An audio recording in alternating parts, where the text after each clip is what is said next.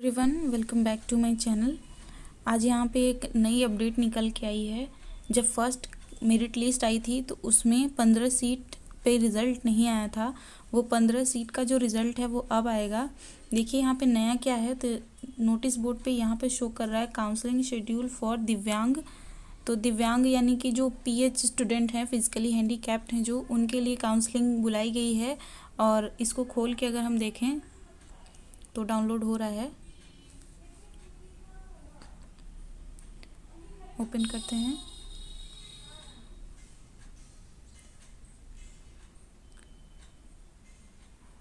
इन्हें बुलाया गया है 7 फरवरी को। यहाँ पे डेट मेंशन है 7 फरवरी को। टाइमिंग है 11 AM to 3 PM। तो जो भी दिव्यांग हैं या पीएच कैटेगरी के जो स्टूडेंट हैं वो मेडिकल बोर्ड गए होंगे। 7 जनवरी को शायद था, मुझे करेक्ट डेट पता नहीं है इस बारे में। तो 7 जनवरी को था इनका मेडिकल टेस्ट।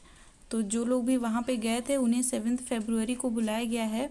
और ये जो डॉक्यूमेंट है ये इन्हें लेके जाना है।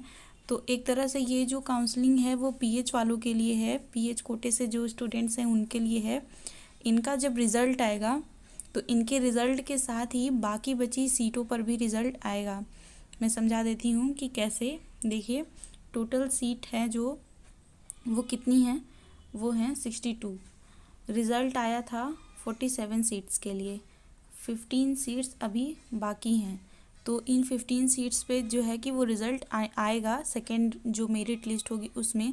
तो किस तरह से आएगा, देखिए पीएच का जो रिज़र्वेशन है वो है 5%, यानी कि इन्हें 3 सीट्स अलॉट की जाएंगी। ठीक है। अब यहाँ पे बात यह है कि अगर इन्हें सिर्फ 3 सीट ही अलॉट होनी थी तो 15 सीट पर रिज़ल्ट क्यों रोका गया है। तो देखिए इसके पीछे रीज़न है, जो पीएच स्टूडेंट हैं उनका जो कास्ट वाला जो कैटेगरी है वो कंफर्म नहीं है। ये 3 जो स्टूडेंट हैं वो किसी भी कैटेगरी से हो सकते हैं। हो सकता है कि तीनों ही किसी एक कैटेगरी से, यानी कि तीनों ही जनरल हो, ओबीसी हो, एससी एसटी जो भी हो सकता है कि तीनों एक ही कैटेगरी से हो, या हो सकता है कि तीनों अलग अलग कैटेगरी से भी हो सकते हैं।